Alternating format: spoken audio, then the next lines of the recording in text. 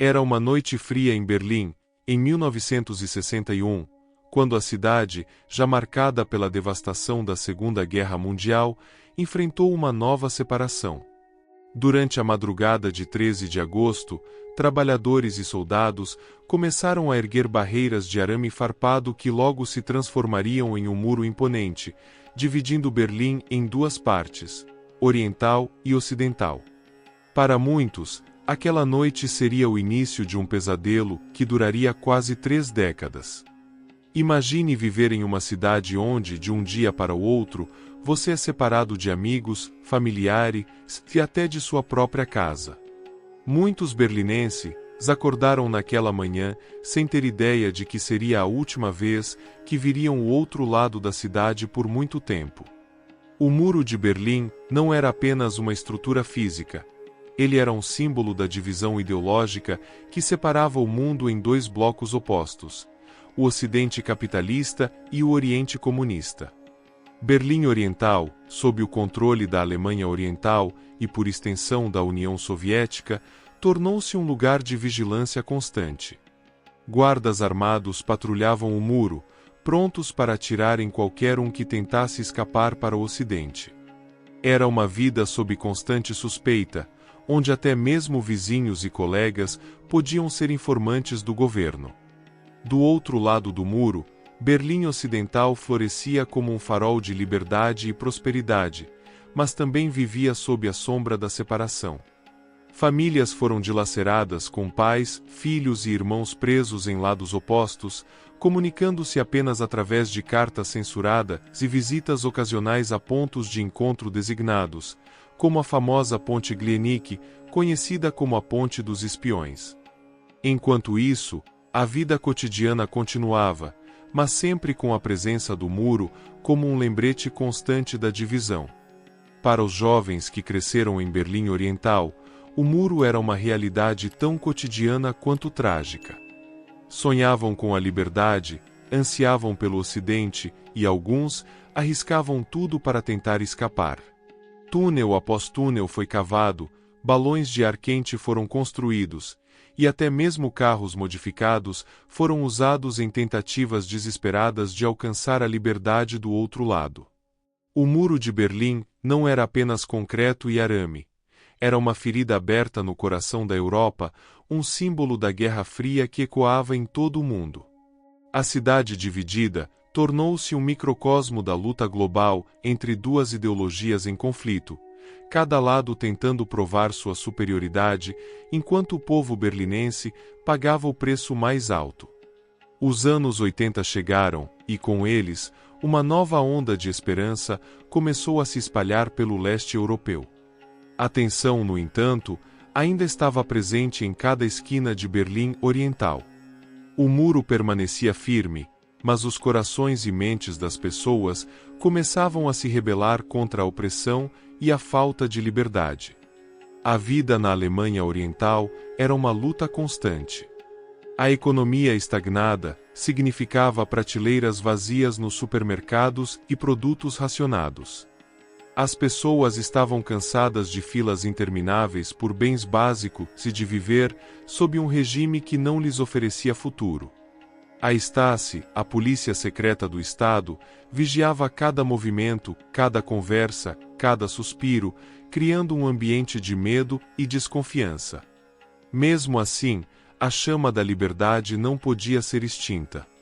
Em 1980, na Polônia, o sindicato Solidariedade, liderado por Lech Walesa, começou a ganhar força, desafiando o regime comunista e inspirando movimentos similares em todo o leste europeu. Na Hungria, as reformas políticas começaram a abrir caminho para mudanças significativas. Esses movimentos acenderam uma centelha de esperança em Berlim Oriental. Manifestações e protestos começaram a surgir. Pequenos no início, mas cada vez mais ousados e numerosos. Os cidadãos de Berlim Oriental, armados apenas com coragem e determinação, começaram a se reunir em igrejas e praças públicas. "Nós somos o povo" se tornou um grito de guerra, ecoando pelas ruas e desafiando a autoridade do governo. Uma dessas manifestações, no outono de 1989, reuniu milhares de pessoas em Alexanderplatz, o coração de Berlim Oriental. A atmosfera estava carregada de tensão, mas também de esperança. A multidão, composta por pessoas de todas as idades, desde jovens estudantes até idosos que lembravam dos dias antes da guerra, marchava pacificamente, carregando velas e cantando por liberdade e direitos humanos. As autoridades tentaram sufocar o movimento, mas a maré estava virando. Cada tentativa de repressão só fortalecia a determinação do povo. Os relatos de brutalidade policial e prisões arbitrárias não intimidavam mais. Ao contrário, galvanizavam a população. O regime estava começando a perceber que sua base de poder estava se erodindo. Enquanto isso, líderes mundiais observavam de perto. Ronald Reagan havia desafiado Mikhail Gorbachev a derrubar este muro em 1987. E a União Soviética estava enfrentando suas próprias turbulências internas. Gorbachev, com sua política de glasnost, transparência, e perestroika, reestruturação, sinalizava que a era da intervenção militar soviética para manter os regimes comunistas no poder poderia estar chegando ao fim. A pressão popular continuava a crescer, alimentada por cada notícia de sucesso em outros países do bloco oriental. A cortina de ferro estava começando a mostrar suas rachaduras, e em Berlim Oriental, as pessoas sabiam que estavam vivendo um momento histórico. A esperança estava no ar, e a sensação de que uma grande mudança era iminente se espalhava como fogo selvagem. Cada dia que passava, o grito por liberdade ficava mais alto, mais forte e mais impossível de ignorar. No coração do ano de 1989, enquanto os ventos da mudança sopravam pelo leste europeu, um evento crucial começou a moldar o destino da Alemanha Oriental e, eventualmente, de toda a Europa. A Hungria, um dos pilares do bloco comunista, decidiu abrir suas fronteiras para o Ocidente. Foi um movimento audacioso, um sinal de que as marés da história estavam prestes a virar. Era uma manhã ensolarada de maio, quando a fronteira entre a Hungria e a Áustria começou a se abrir. Primeiro, como uma pequena brecha, depois, como um rio torrencial de esperança. Famílias inteiras, cidadãos comuns da Alemanha Oriental, aproveitaram essa inesperada oportunidade. Eles começaram a atravessar para o Ocidente, alguns com nada além da roupa do corpo, outros carregando suas posses mais preciosas. Para muitos, essa fuga representava uma jornada de esperança, mas também de grande risco. Eles viajavam através de campos e florestas, sempre temendo serem capturados pelas patrulhas fronteiriças. Cada passo era uma aposta contra a prisão, ou pior. No entanto, a promessa de liberdade os empurrava adiante. Os relatos de pessoas que conseguiram atravessar se espalharam como um incêndio. A notícia de que a Hungria estava permitindo que os cidadãos da Alemanha Oriental escapassem para a Áustria rapidamente chegou a Berlim Oriental, enchendo os corações dos habitantes com uma mistura de esperança e desespero. Muitos começaram a planejar suas próprias fugas, enquanto outros se perguntavam se a Hungria seria apenas o início de uma série de mudanças mais profundas. O governo da Alemanha Oriental tentou conter o fluxo, mas estava claro que a situação estava fugindo do controle. As autoridades intensificaram os controles de fronteira, mas já era tarde demais. A abertura das fronteiras húngaras desencadeou uma reação em cadeia, enfraquecendo ainda mais o regime comunista da Alemanha Oriental e aumentando a pressão interna. Enquanto isso, na Hungria, as cenas eram de pura emoção. Reencontros emocionantes, lágrimas de alívio e sorrisos de vitória eram visíveis em todos os lugares. Pessoas que haviam sido separadas por décadas finalmente se reuniam. Para aqueles que haviam arriscado tudo, cruzar a fronteira era um momento de triunfo pessoal e um símbolo do poder indomável do espírito humano. A abertura das fronteiras húngaras também teve um impacto profundo no cenário internacional. Os líderes ocidentais viam isso como um sinal claro de que o bloco soviético estava começando a desmoronar. Mikhail Gorbachev, enfrentando pressões internas e externas, parecia cada vez menos disposto a usar a força para manter os regimes comunistas no poder. Os olhos do mundo estavam fixos na Alemanha Oriental, e os berlinenses sabiam que estavam no epicentro de uma mudança monumental. Cada fuga bem-sucedida para a Hungria era mais um golpe contra o Muro de Berlim, não em termos físicos, mas em termos de moral e legitimidade. O muro, antes um símbolo intransponível de divisão, começava a parecer menos sólido, menos eterno. A coragem dos que fugiram pela Hungria foi um catalisador poderoso, inspirando outros a acreditar que a mudança era possível. Em Berlim Oriental, a determinação de derrubar o muro e reconquistar a liberdade estava mais forte do que nunca. O povo sentia que o momento da verdade se aproximava, e que, em breve, eles também poderiam celebrar a queda das barreiras que os separavam de seus sonhos. Era uma noite comum de novembro em Berlim Oriental, quando um anúncio inesperado pegou todos de surpresa. Günter Schabowski, um porta-voz do governo da Alemanha Oriental, estava conduzindo uma coletiva de imprensa rotineira, quando de repente ele leu uma nota confusa que mudaria a história para sempre. Com uma expressão incerta e sem muita clareza, ele anunciou que a partir daquele momento, os cidadãos da Alemanha Oriental teriam permissão para viajar livremente para o Ocidente. A sala de imprensa ficou atônita. Jornalistas confusos começaram a fazer perguntas frenéticas, tentando entender o que isso significava. Schabowski, visivelmente desorientado, murmurou que a nova regulamentação entraria em vigor imediatamente, sem demora. Aquilo foi o suficiente para que a notícia se espalhasse como fogo por toda Berlim. Em questão de minutos, as ruas de Berlim Oriental foram tomadas por uma multidão excitada e incrédula. Pessoas de todas as idades corriam em direção aos postos de controle, os corações pulsando de esperança e nervosismo. Guardas de fronteira, pegos de surpresa e sem instruções claras, estavam tão confusos quanto os cidadãos. No início, tentaram controlar a multidão, mas o número de pessoas só aumentava, assim como sua determinação. A cena na fronteira era caótica e carregada de emoção. Berlim Oriental e Ocidental estavam separadas há quase 3 décadas, e muitas das pessoas que se amontoavam nos postos de controle nunca haviam cruzado o muro. Pais seguravam seus filhos no colo, casais se abraçavam apertado, amigos se uniam de mãos dadas, todos com os olhos fixos na barreira que representava anos de divisão e sofrimento. Enquanto a multidão crescia, a pressão aumentava. Os guardas, percebendo a impossibilidade de conter o mar de pessoas, começaram a abrir os portões. O momento em que os primeiros cidadãos passaram pela fronteira foi um momento de pura euforia. Gritos de alegria, risos e lágrimas de felicidade encheram o ar.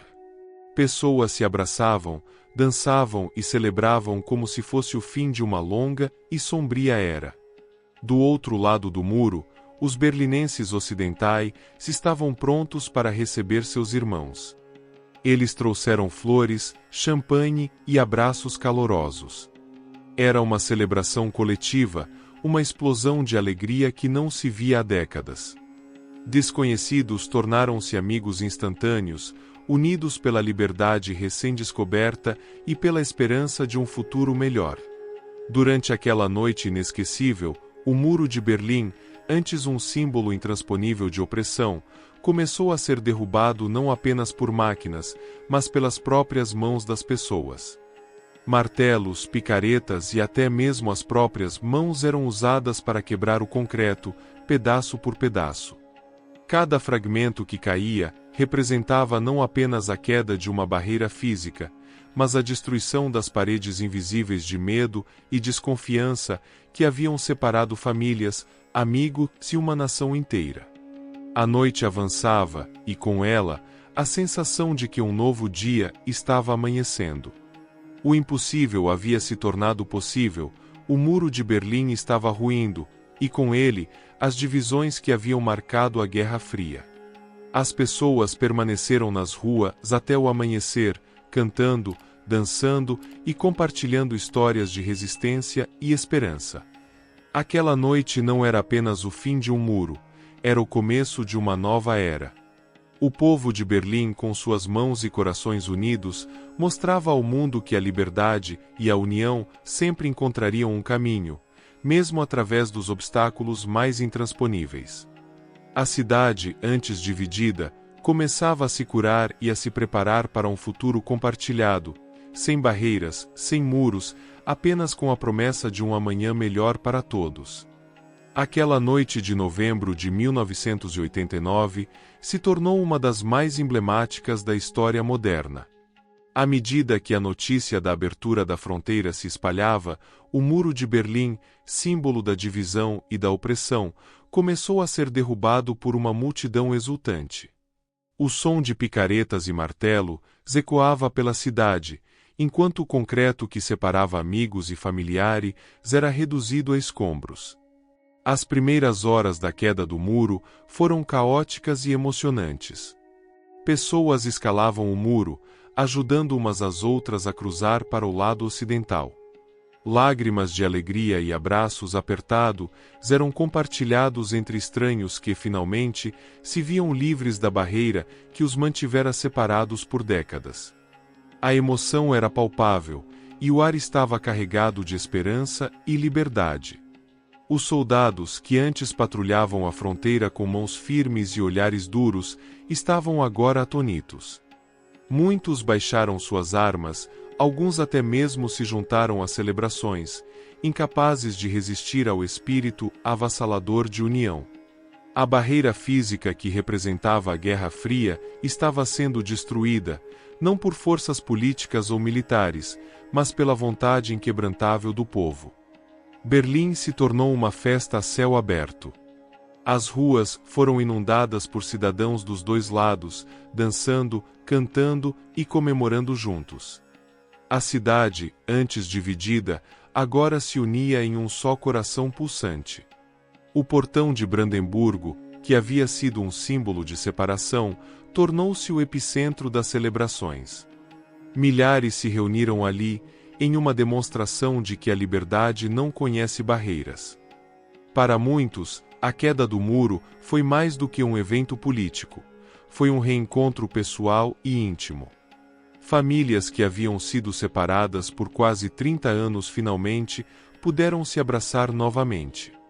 Pais reencontraram filhos, irmãos se reuniram e amigos de infância se redescobriram. Cada reencontro era uma história de superação, resistência e amor inabalável. Uma jovem chamada Anja, por exemplo, havia sido separada de seu noivo, Eric, quando o muro foi erguido. Durante anos, eles se comunicaram por cartas, sonhando com o dia em que poderiam se reunir. Naquela noite, ao som de gritos e aplausos, Anja e Eric, finalmente, se encontraram no portão de Brandemburgo. A emoção do momento era indescritível. Seus olhos se encheram de lágrimas ao se abraçarem, prometendo nunca mais se separar. Enquanto a celebração continuava, pessoas começaram a levar pedaços do muro como lembranças. Pequenos fragmentos de concreto foram guardados como tesouros, símbolos de uma vitória pessoal e coletiva. Para muitos, aqueles pedaços eram provas tangíveis de que o desejo de liberdade sempre venceria a opressão. A noite avançava, e Berlim estava transformada. A cidade, antes marcada pela tristeza e pela divisão, agora pulsava com uma energia renovada. As luzes das casas, que antes estavam apagadas pelo medo, agora brilhavam com esperança. As ruas, antes silenciosas, estavam repletas de risos e canções.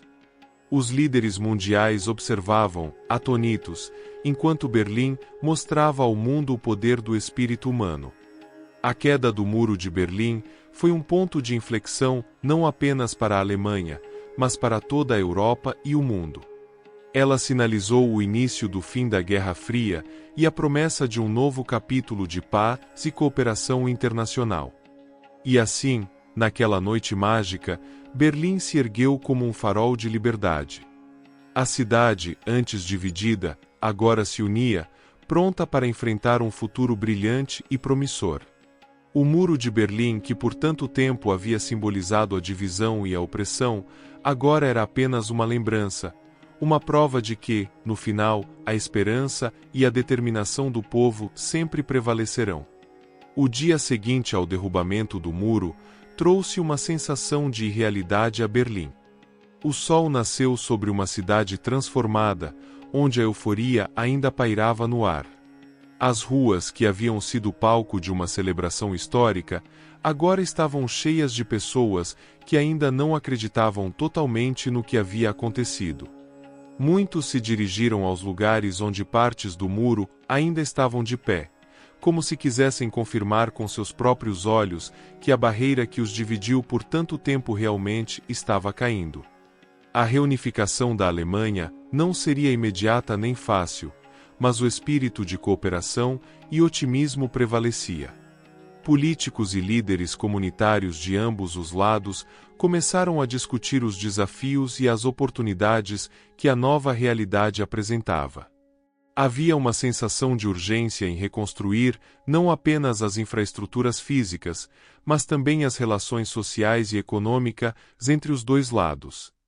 Em meio a este clima de esperança, surgiram histórias inspiradoras de indivíduos que, com pequenos atos de coragem e bondade, ajudaram a moldar este novo capítulo. Uma dessas histórias envolvia um homem chamado Klaus, um carpinteiro de Berlim Ocidental, que decidiu usar suas habilidades para ajudar na reconstrução. Klaus passava seus dias reparando casas danificadas e construindo novas pontes literais e metafóricas entre os cidadãos de Berlim Oriental e Ocidental. Klaus encontrou inspiração em um encontro inesperado. Enquanto trabalhava em um bairro perto do antigo muro, ele conheceu uma mulher chamada Petra. Ela havia perdido seu marido na tentativa de fugir para o Ocidente anos atrás. Petra, como muitos outros, havia vivido uma vida de dor e saudade. Quando ela viu Klaus trabalhando incansavelmente, algo dentro dela se acendeu. Ela começou a ajudar, primeiro trazendo comida e água para os trabalhadores, depois juntando-se a eles, aprendendo as técnicas de carpintaria e contribuindo com sua própria energia. A história de Klaus e Petra rapidamente se espalhou pela cidade, simbolizando o renascimento de Berlim. Outros começaram a se voluntariar, transformando a reconstrução em um movimento comunitário. Músicos tocavam nas ruas, artistas pintavam murais de esperança e crianças brincavam nas áreas que antes estavam desertas e desoladas. Berlim estava se tornando, novamente, uma cidade viva e pulsante. Ao mesmo tempo, os líderes políticos trabalhavam arduamente para unificar o sistema econômico e legal da Alemanha. O chanceler Helmut Kohl, com seu plano de reunificação, se tornou uma figura central, articulando uma visão de uma Alemanha unida que poderia prosperar tanto econômica quanto culturalmente. As negociações foram complexas, mas a vontade coletiva de ambos os lados impulsionou o processo adiante. Na esfera internacional, a queda do Muro de Berlim foi um catalisador para mudanças globais. As nações do leste europeu, inspiradas pelo que viram em Berlim, começaram a buscar suas próprias formas de liberdade e reforma. O colapso dos regimes comunistas em países como a Polônia, a Tchecoslováquia e a Romênia ocorreu em rápida sucessão, cada um com suas próprias histórias de luta e vitória. Enquanto isso, a vida cotidiana em Berlim começava a encontrar um novo normal. As escolas, antes segregadas, agora recebiam alunos de ambos os lados, que começavam a conhecer e entender suas diferentes experiências e perspectivas. As empresas contratavam trabalhadores de toda a cidade, promovendo uma nova era de colaboração e crescimento econômico.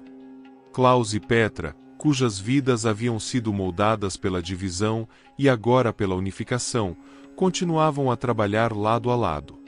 Eles não apenas ajudaram a reconstruir Berlim, mas também a construir uma nova comunidade baseada na solidariedade e no respeito mútuo. Suas histórias, e as histórias de milhares de outros berlinenses, foram testemunhos do poder da resiliência e da esperança. No final, a queda do Muro de Berlim foi mais do que um evento histórico.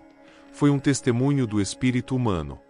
Uma prova de que, mesmo nas circunstâncias mais difíceis, a busca pela liberdade, pela unidade e pela paz sempre encontrará um caminho. Berlim, uma cidade que havia sido símbolo de divisão, agora se erguia como um farol de esperança e de um futuro compartilhado.